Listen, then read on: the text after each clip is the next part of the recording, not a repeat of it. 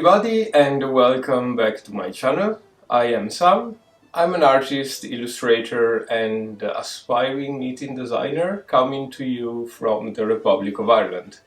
And this is the little corner of the internet in which I show you my crafty adventures, all about yarn, knitting, sometimes a little bit of crochet, talking about my finished projects, works in progress, acquisitions, and literally anything that is yarn related. If you are a new viewer, thank you so much for checking out my channel. This really means a lot to me, and if you get some value out of this video, please consider to subscribe and liking and commenting and everything that the YouTubers usually say. And if you are a returning viewer, thank you so much for coming back. It really means a lot. And if you watch my previous video, you know that I was into a little bit of a complaining mood, complaining about not having the energy or the will to knit, and finding myself a little bit in a slump, yarn-wise and craft-wise, and as well being quite frustrated with YouTube, the algorithm, Instagram, how these platforms are craving and want more and more content. And I was complaining about feeling drenched with creativity and positive vibes generally. But thanks to all of your comments and your suggestion how to get through this little bit of a loss of mojo, I got quite back into knitting. And today we have quite a few finished works, a little bit of a work in progress situation as well, and a tiny acquisition session. So let's start with what I'm wearing here. I'm wearing this purposely because my hair is a mess. This is not a finished work or a recent finished work, but this is my Cider Hat. It's a pattern that I designed a few months ago for a hat that I would wear on a regular basis. I tried to incorporate in this pattern all those features that make me want to wear a hat.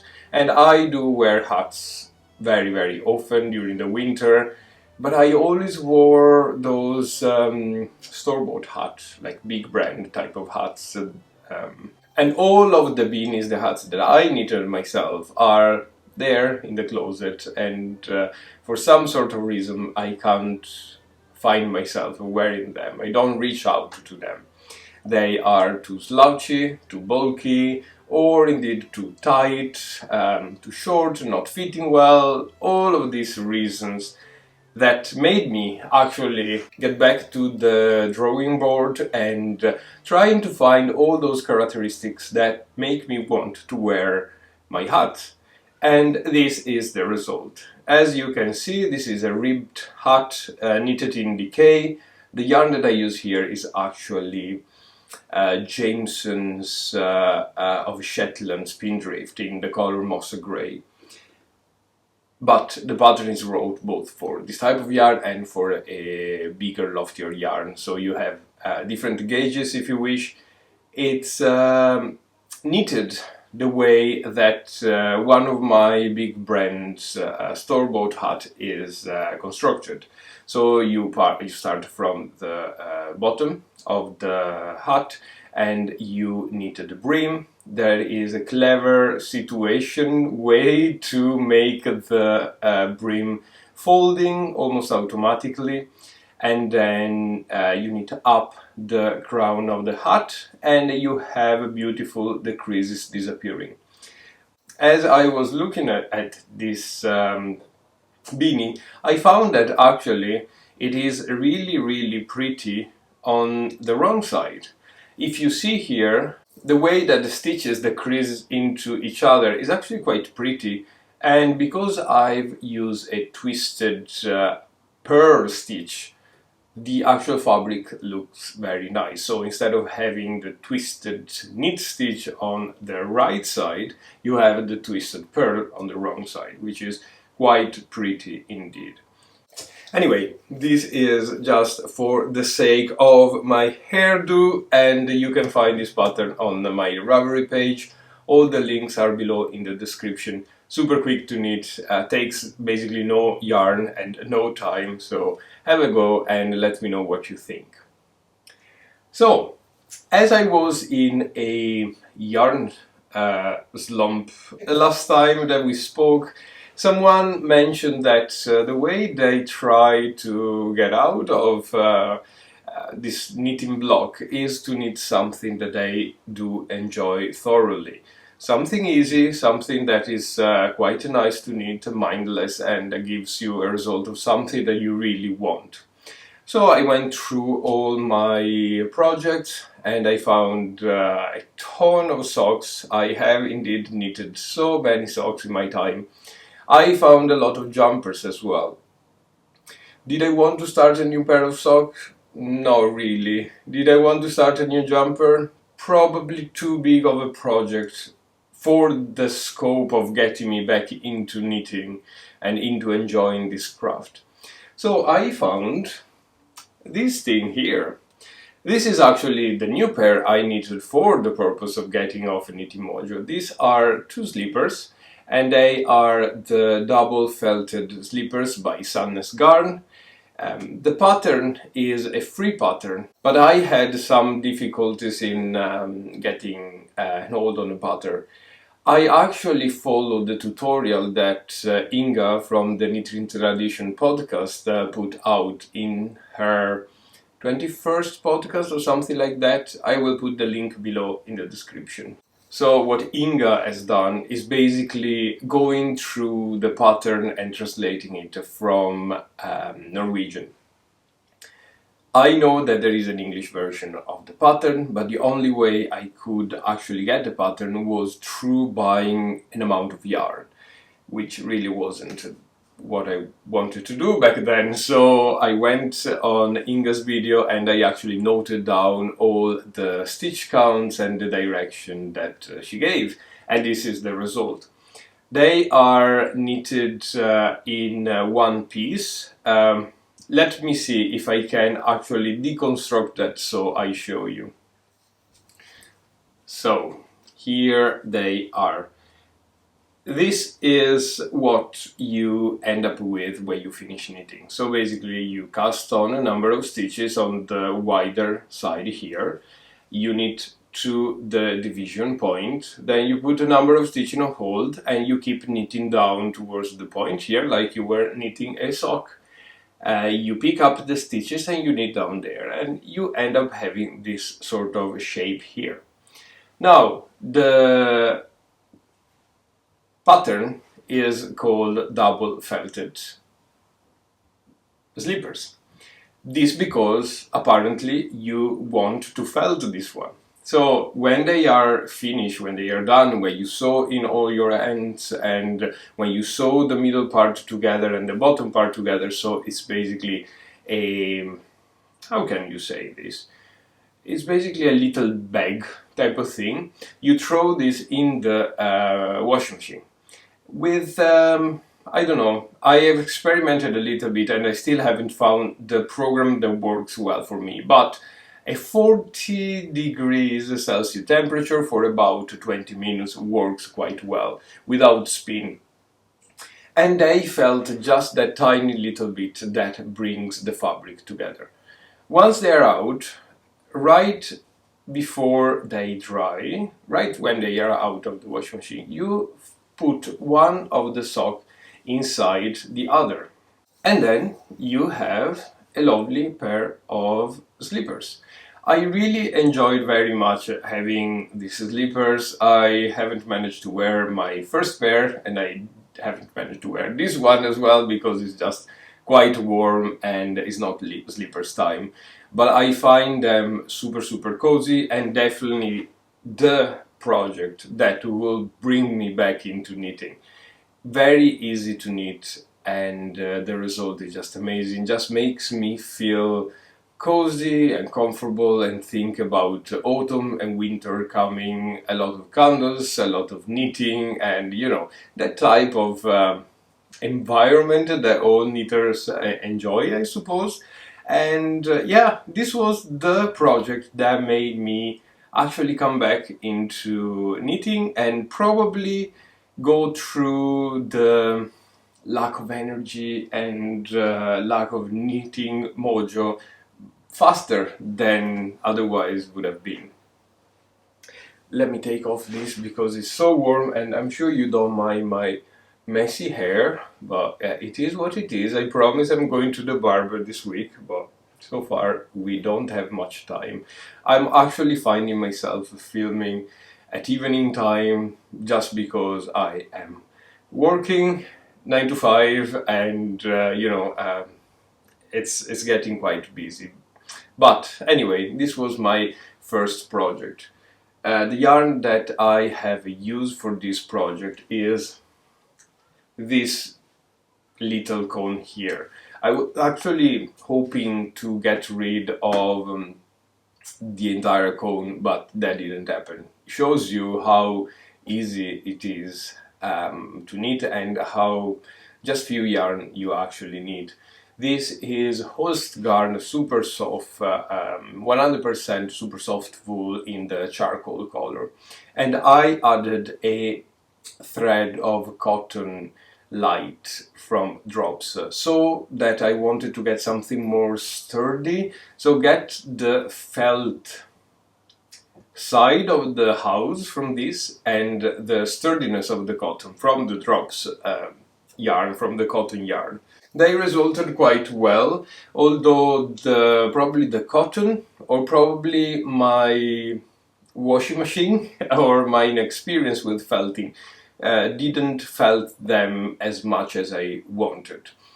I definitely want to knit another pair of these, probably in a larger size and with 100% felting wool, so that I can get an actual sturdy felted fabric that keep the shape a little bit better and as well is a little bit warmer.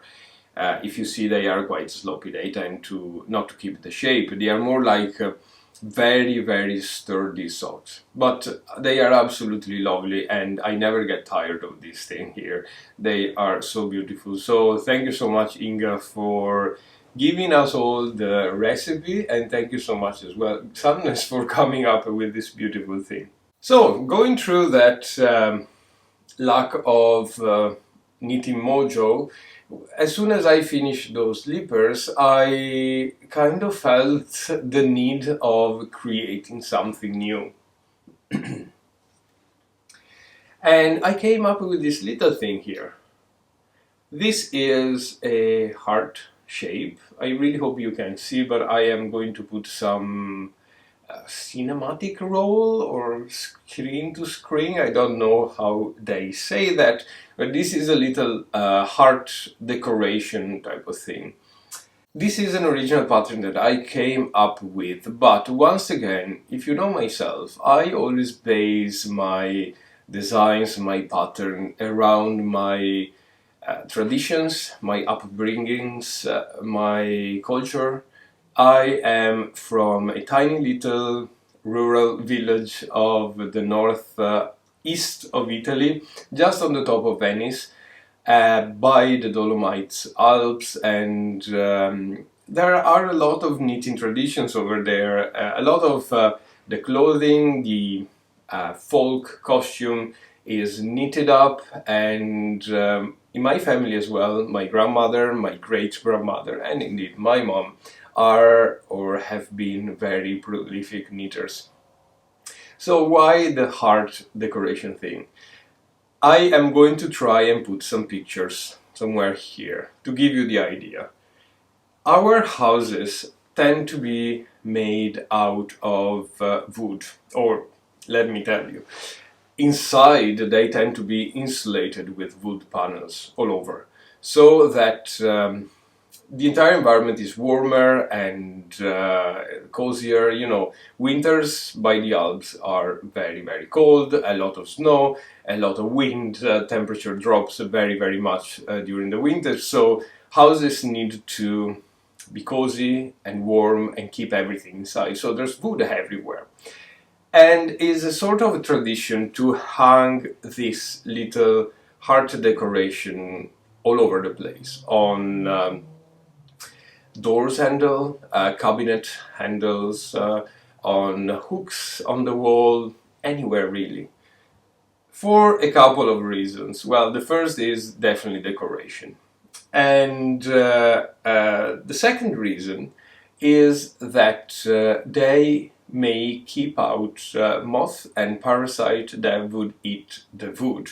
This is true, or was true back in the days where the wood wasn't treated properly, or where there wasn't any lacquer or paint or stain to protect the wood itself.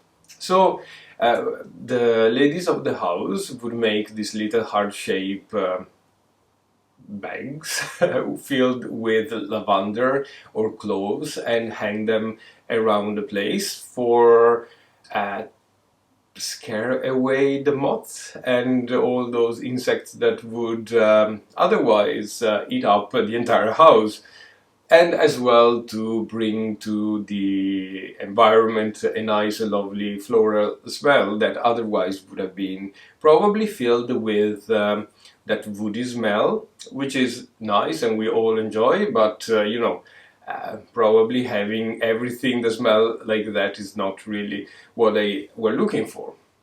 So they came up with this thing back in the days for this sort of reason. The other reason that I could come up with is, as I mentioned, we live in a very rural village, and you know, basically 99% of the people that live there were farmers. My family still owns quite a big farm over there, but back in the days, even a very small family with a teeny tiny plot of land would have a couple of chickens, a couple of rabbits, perhaps a goat. And of course, the winters are crazy cold over there, so the animal would get inside the house to keep warm, or keep alive actually.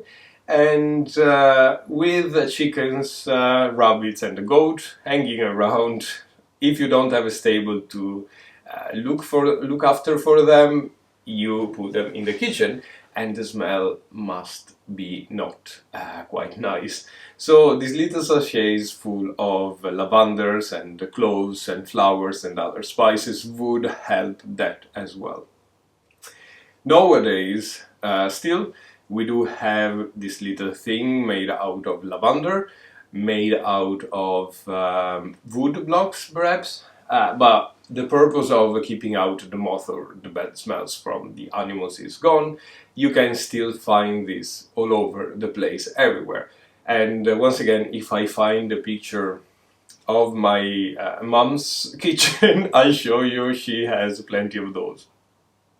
It is tradition to use a grey and white fabric, or for Christmas perhaps grey and red.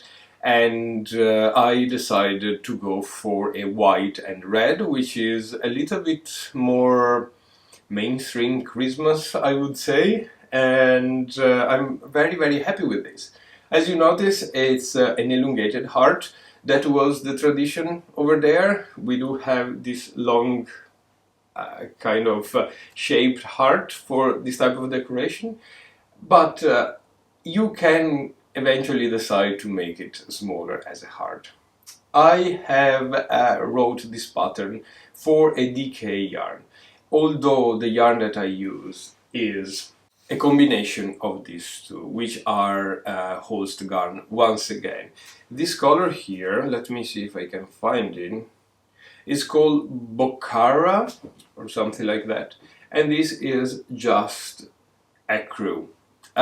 It's 100% super soft wool. As you know, I do love this yarn and I cannot wait to buy some more. It's quite difficult to knit with, but it's splendid and just gorgeous, and it's my favorite yarn probably. Yeah, overall is my favorite yarn. I hold this yarn twice to make my little heart, so that if one strand is a light fingering weight, two strands make more or less a DK yarn. The beautiful thing of this yarn here is that it is very oily, it's drenched in spinning oil. So as soon as you wash it and you get rid of all that oil, the yarn blooms and puffs up a lot. Unfortunately, this little heart is still a little wet, so the yarn hasn't puffed up as much as I wanted, but I'm going to let it dry well tonight, and probably the pictures that you will see are of this little guy here, very nice and dry. And what else to say? The construction. So, it's quite clever. I don't know if this is written up somewhere else, but you remember a few months ago I did do for Pride Month little pins, heart-shaped. This is basically the same idea, just changing where I put the increases and decreases. So starting from the bottom, you cast on a number of stitches that I'm not going to tell you because it's in the pattern.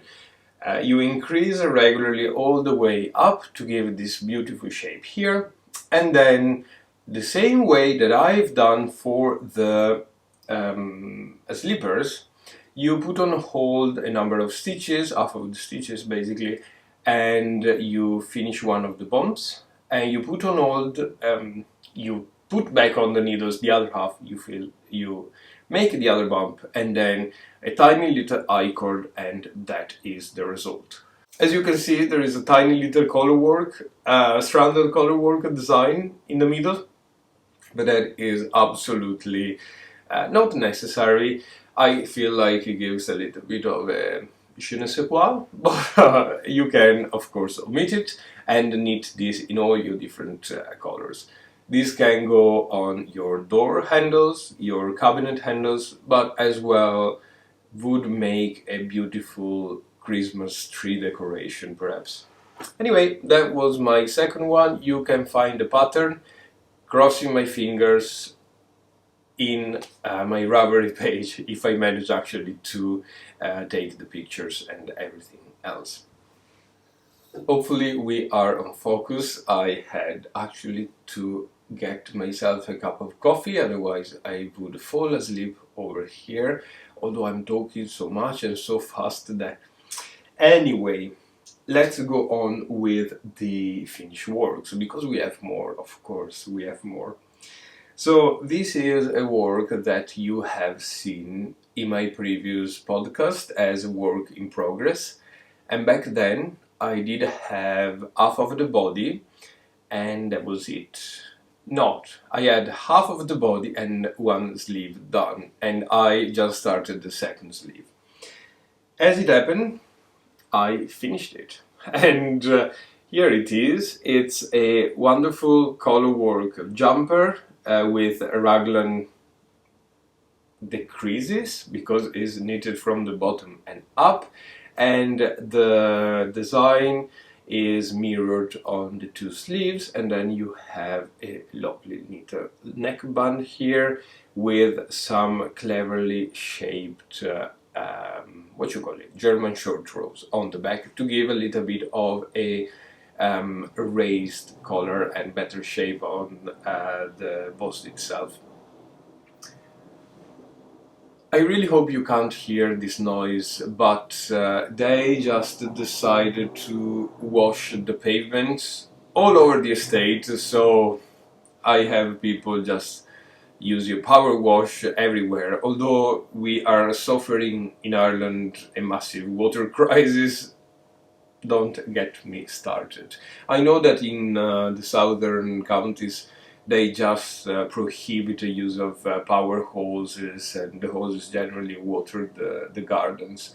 I don't understand why we can't do this nationwide and perhaps avoid wasting water, and the pavements don't really need the washing. Anyway, let's get back into my finished work. So, I finished this a couple of evenings ago and it's still quite wet from blocking. This is knitted up with Fable, which is a sock yarn by Drops. Fable is 2575 classic sock yarn, nothing much. I did knit in the past a Marius sweater out of this yarn, and I was blown away by the way it knitted up. Not because it was much nicer than any other yarns, probably other yarns would be nicer to knit with, but the fabric is decent enough, it's actually quite good, the stitch definition is pretty amazing, and it's really sturdy. I can put this in the washing machine, no question asked, and it's gonna come up every time beautiful. I am using my Marius sweater that I knitted in this exact yarn, and actually yarn combination. I use dark grey and white for that as well. I'm using it over and over and over again, at the point that I probably need to mend it in some points because it's just very used. And it's very used, I mentioned this before in my podcast, because the yarn was quite inexpensive. So I don't mind just putting it on and go about my business. It's not something that I find precious, that I'm worried about catching one stitch on a zipper or something like that. It's just a workhorse type of yarn. The entire jumper requires, I would say, 8 balls of yarn. One ball is about €2.50, which, do the math, is basically the cost of a jumper out of H&M or Zara, nothing, and is absolutely beautiful. The way it's constructed, as I would say, is from the bottom and up, which is, weird enough, my favorite way to build a jumper. I find myself quite familiar with the type of construction, and I do like very much the fact that you knit in smaller pieces. You knit the body first, you leave it on hold, you knit one sleeve, the other sleeve, leave them on hold, and then you put everything together, and in one session you knit up the yoke with all the creases. So it's very portable way of knitting jumper. If you are out and about, it's just quite easy projects to carry. Anyway, the pattern is a colorwork design. If you have seen my podcast before, you may recall that I was reconstructing an old sweater, an old jumper that my mom knitted when she was a teenager. And in that jumper there were many colorwork design just clustered together. It was the 80s, 70s, and that was the fashion. So I took 2 of those, I would say 15 different designs, and I repeated them in this jumper. And I find that they look quite nice and classy, and everything looked very nice.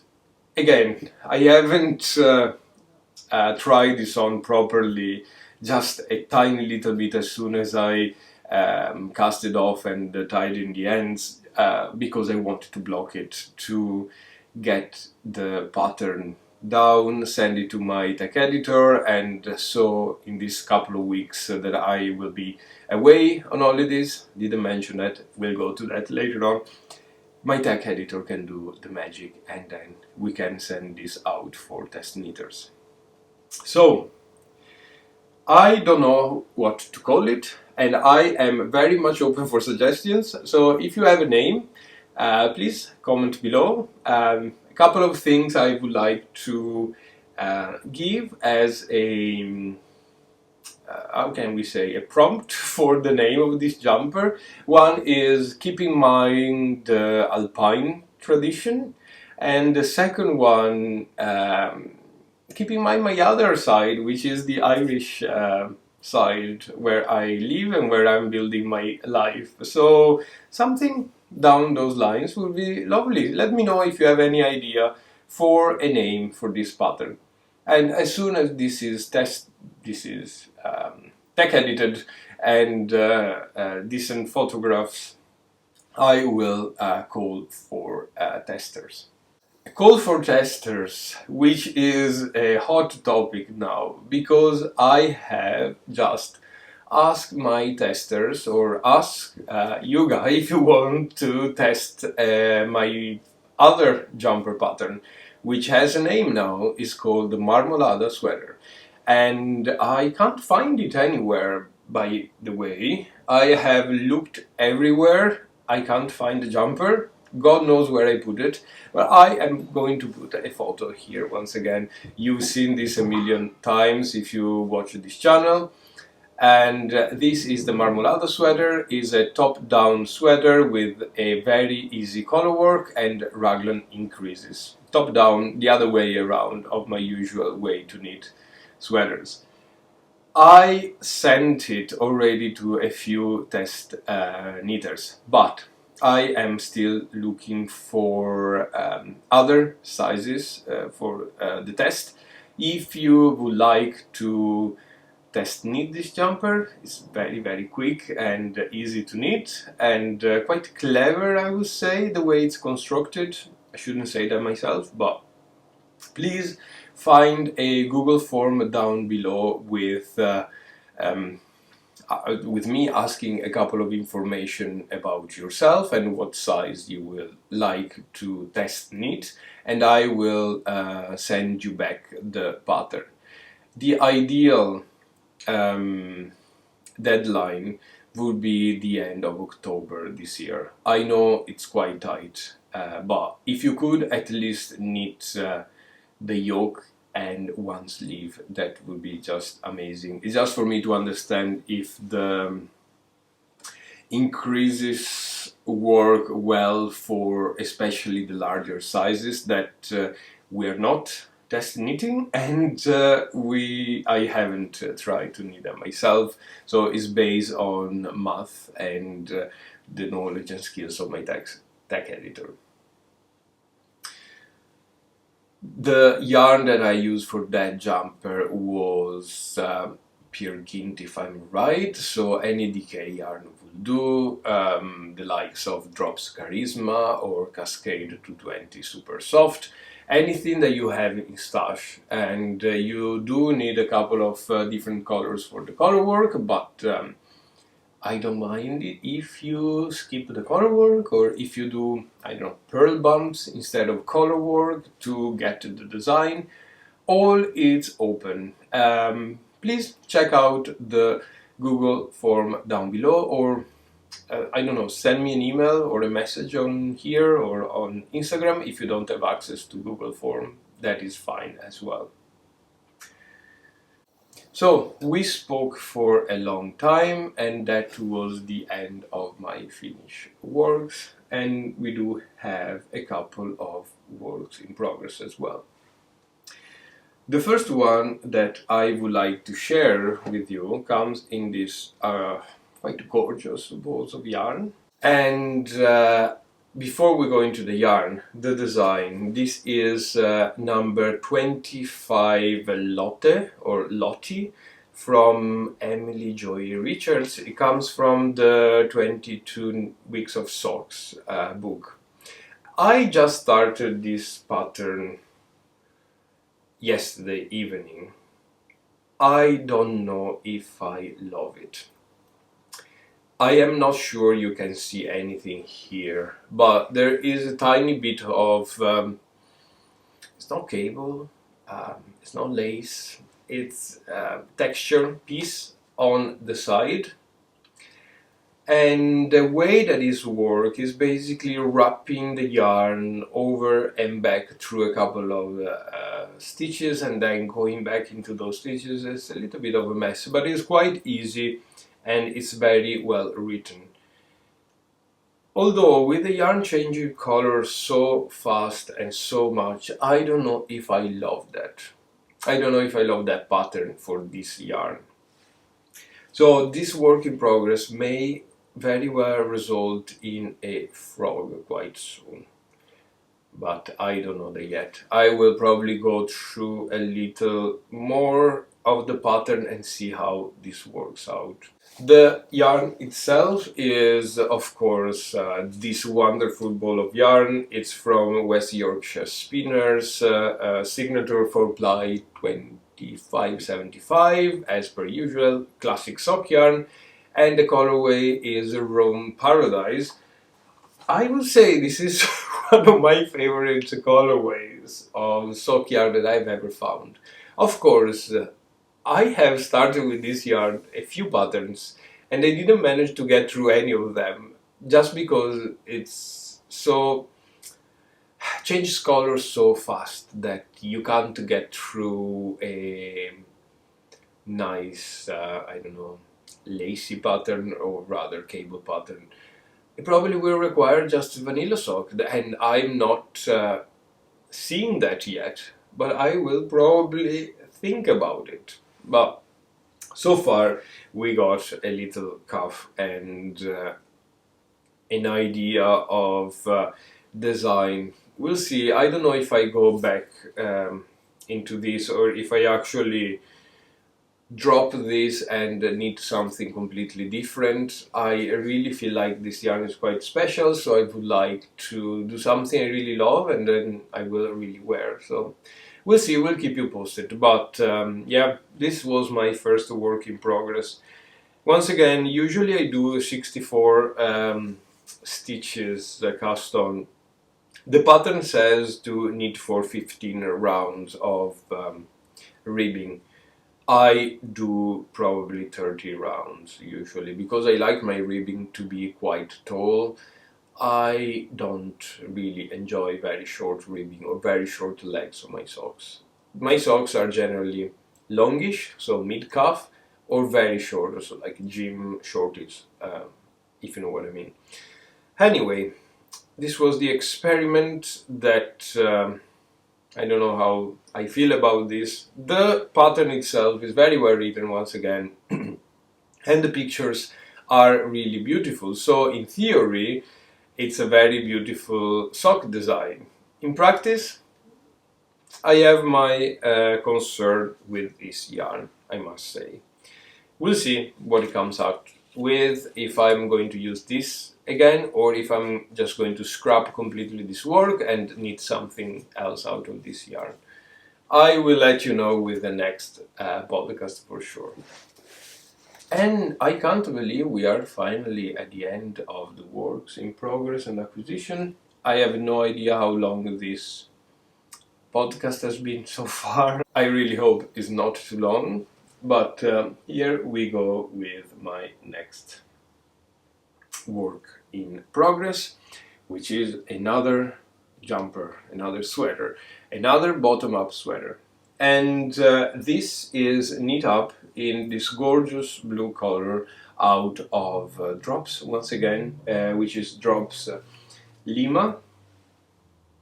Drops Lima is an interesting yarn. It's a DK weight yarn, which is 50 gram balls by 100 meters. So bang on, DK yarn is like your Peer Gynt from Sandnesgarn type of gauge.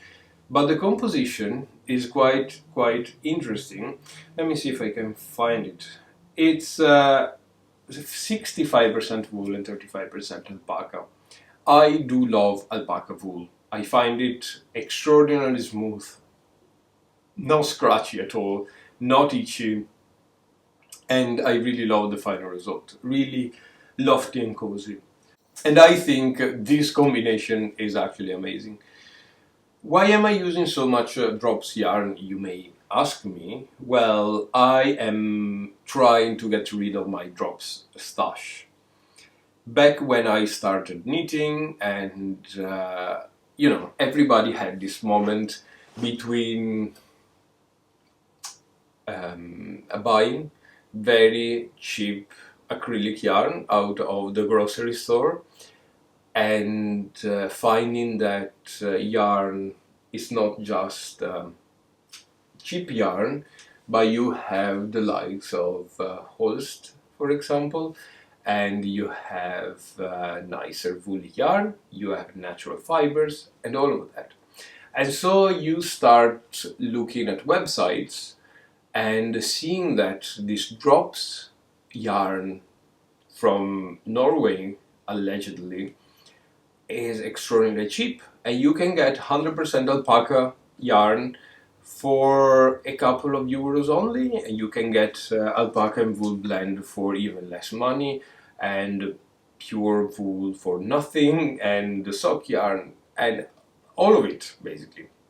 So you start buying a lot of that yarn, and your stash grows and grows and grows, and you want a jumper quantity, and you want some sock yarn, and you want some fun stuff, and then you end up knitting your first jumper, your first garment in that amazing, extraordinarily cheap yarn that you just found, and then you love your first project, and then you buy more yarn because you want more jumper quantity, because you never know. So that was me, and I probably think this is a lot of us. I have a lot of drops yarn, both in that time between acrylic and actual proper yarn. So nowadays I finding myself in trouble with the idea of having a lot of drops yarn, and maybe trying new yarns, liking them more, the likes of course of my host garn, for example, my Jameson Spinnery, Studio Donegal, different type of yarn, and knowing where that yarns come from, where the wool come from, how the sheep were treated, and so on and so forth. So the thing is that I want to knit up my drops as fast as I can to get rid of it and have more storage possibility at the end of the day for other acquisitions, other yarns. I am secretly listing up all the yarn that I want so that I can replace the huge amount of drops with other yarns. But it's a secret between you and me, so not to be shared. Anyway, back to this. What is this, you may ask? This is a Marius sweater. Yes, another Marius. I think I have by now 3, 4, 5 Mariuses in my wardrobe, and 2 of them are worn on a regular basis during the winter, and the others are less worn. But I am missing a warmish, decayish Marius in my wardrobe. All of the Mariuses that I have are knitted either in pure alpaca 4-ply yarn rather than Holst, rather than the sock yarn that I just mentioned, the Fable. So I really want a warm, cozy Marius sweater. Marius, why? Because I do like the design, I find it extraordinarily classic, and I grew up seeing my dad wearing that type of jumper. We had back in the days when the actual Marius guy was famous, we had the Olympics going on in Cortina, which is a town nearby where I am from. And the Olympics were a huge cultural shock for the people there. As I mentioned, we are basically all farmers.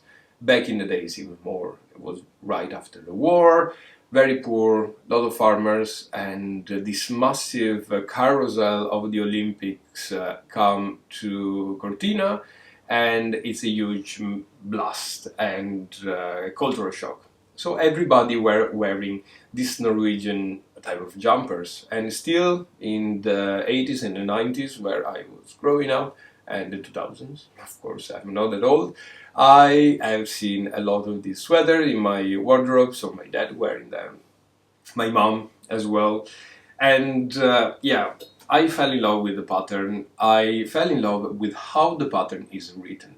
The Marius pattern is a proprietary pattern from Sandnes. They own the design, so if you want the pattern you have to go through that way, of course. You can't get the pattern anywhere else. I do know that there are a couple of books that have the Marius pattern in them. I think they are, if not made by Sadness, they are partnered with Sadness. This is the Marius number 6, if you want to check out the pattern. It's basically a bottom up with a drop shoulder, so you basically need the pipe of the body and you stick the sleeves in. Nothing crazy. I've done that a million times and it is quite easy. I will share the process. I know that a lot of you guys are kind of scared with sticking, especially if not using a woolly wool. This is not woolly wool, this is quite slippery. It's almost like if you feel a merino type of thing. It's that slippery. But it's not super wash as far as I know, so should be fine. Anyway, this is coming together. I think the combination of the colors will be this white yarn here for the main, and then I have some magenta for the red parts on the shoulder, top, and the sleeve connection. Check out the Marius pattern, you will recognize far away. I have this because originally I bought this yarn, the combination of the blue and the purple, to make the Steven West bubble sweater that I end up making a couple of times out of first Cascade 220, that was the disastrous jumper that got ruined in the washing machine, and then again I did it with Peer Gynt by Sadness, and that is still alive and well. So I bought this because I really wanted to make it again. As per what I just said, you make a jumper that fits well and then you want a lot of yarn to make more of that jumper. I never got around to make another one. I probably will, but I think this is a design that I'm kind of craving right now, and yeah, that is what is going to happen with this. Okay, so acquisitions. As you can see, got rid of all the mess of the projects here. I have two tiny acquisitions that came together from a distash. The first one being this lovely cone of yarn here. This is Holst Garn Super Soft in the color Ember, which is, I know that it looks like a ginormous orange, but it's actually a very, very pale rusty color type of thing. I do have the rust color as well in my stash somewhere that I can't find, but that is more like this color that you see on the screen, this actual color. I don't know, I might try to trick the screen or play around with the color, the light or the contrast and see what we can do to show you the color, but it's quite nice and pale. I found this in a distash for just a couple of euros. It's actually full. I weighted it, is 530 grams, even more than full. And it's just very nice. I couldn't resist. You know my love for Holst. It's a hate-love type of relation. I despise knitting with it. It's just so difficult and so hard on your hand. But the work that come out of this yarn is just the most amazing work ever, and I am enjoying this so much. So I couldn't stop and I got that wool as well. I said that I have a little list of yarn that I want to buy, and one of these is a grey yarn out of Holst. I have knitted before, if you go back to my videos, a couple of jumpers out of a cone of this in the color flannel, which is definitely one of my favorite colors. Just this rich dark grey Very, very cool gray. Love it, love it. And unfortunately, I finished the cone and I haven't brought myself to buy a new one. I'm just battling with should I buy more yarn or should I spend more money on yarn? And I know that you are screaming from the video on the other side, yes, you should buy more yarn. And yeah, have a talk with my bank account and then we will sort this out. I definitely would love to have a couple of more cones of host in those colors that I really knit with a lot. Basically grays. I just knit with grays if I think of it. Anyway, the second acquisition is this book here. This is Knit Nordics, 20 contemporary accessory inspired by 4 traditional sweater patterns by Elaine Oftedal, and this is published by Collins and Brown. So this is the book that I was saying that has a lot of Marius patterns inside. Once again, I haven't read through this if this is actually Sandnes or Sandnes has given the rights or if it's a rip-off 100%. If you know, let me know.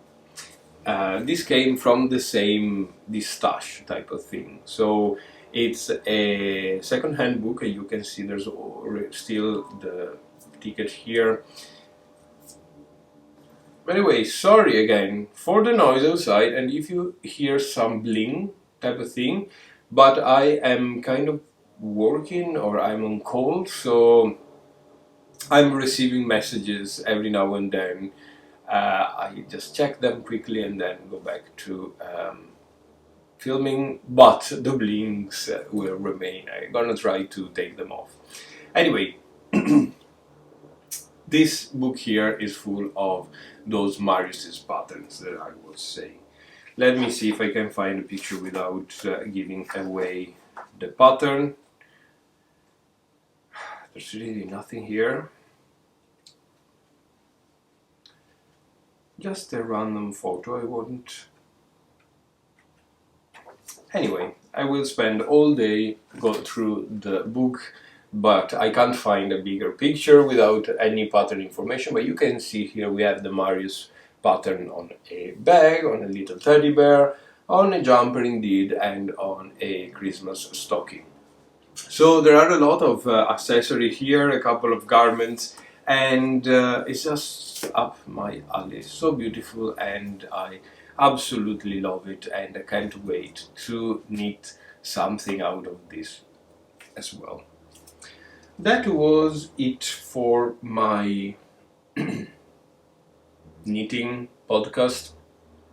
As I was saying at the beginning of the channel, this is kind of a redemption podcast. The thing that I was annoyed about was, of course, not having the energy of knitting, but that went through and I knew that it would pass because it always do. And thanks again for that comment saying knit something easy and that you really like. And that was the trick.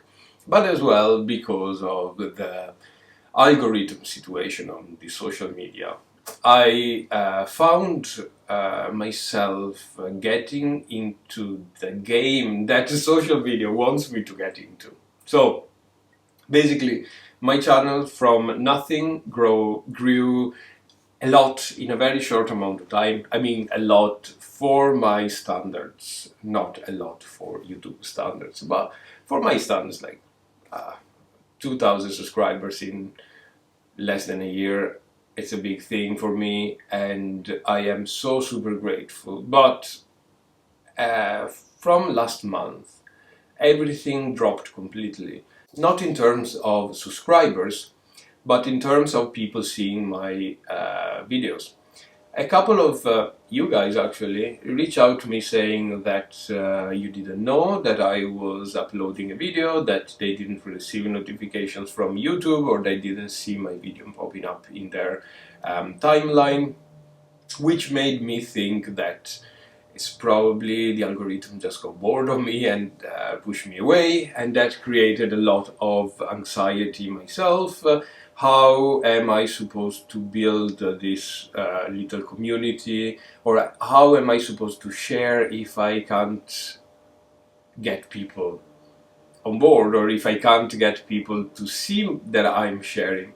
Anyway, I was really upset, and all the situation put me in a really bad mood. But thanks to you once again, and thanks to people that are probably wiser than me, I did realize that this was just a bag of garbage.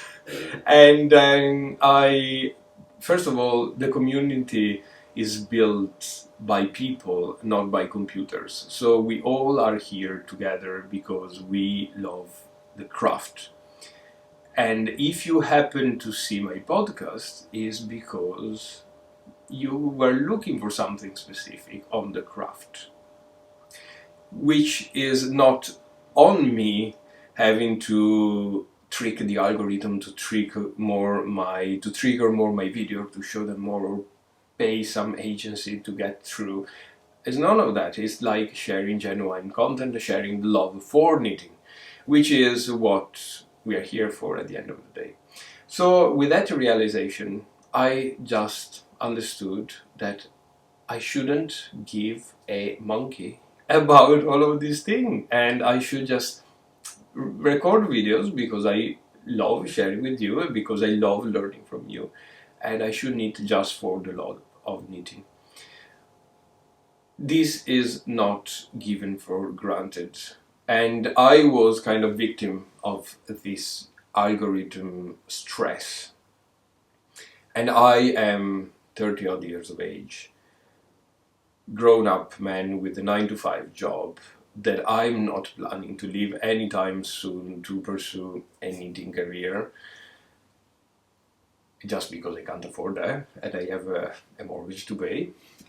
And I am surrounded by people that loves me and all of that. But this is triggering as well younger people that may not have this other way of keeping the safety net together.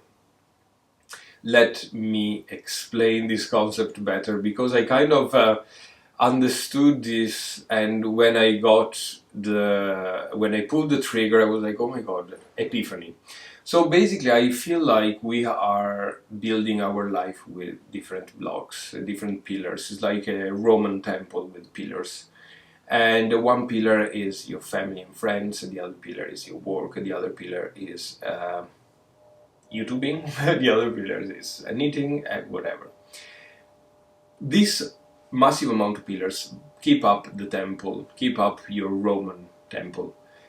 If you take off a pillar, because, for example, you don't feel like to knit and you lose your knitting module, you still have the other pillars that keep up the temple. If you take off the other pillar, which is, I don't know, podcasting or YouTube, you still have the family, your work, and maybe some other hobbies, 3 pillars that keep up the temple. The problem is, if you're a young person and you have, I don't know, family, pillar, friends perhaps, and YouTube, because it's what you do, or now TikTok or social media, that is a big pillar. You take that off, you have only one pillar left, and your temple is not really stable, and it's very easy to make it falling apart if you have a little argument with a friend and perhaps your family pillar is not there together.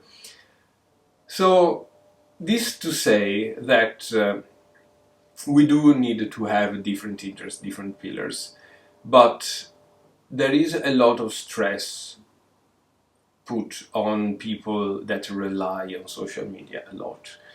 And I kind of very briefly and very safely saw that through my little private crisis that I got the other week. And I was wondering if people are facing the same type of stress, or if there's something actually wrong or making you feel this type of stress. Anyway, a lot of questions that you probably weren't looking for because you were here for the knitting. I warmly recommend, if you have children, nephews, or younger friend, to look after them, especially in this wild world there is internet and YouTube and social media.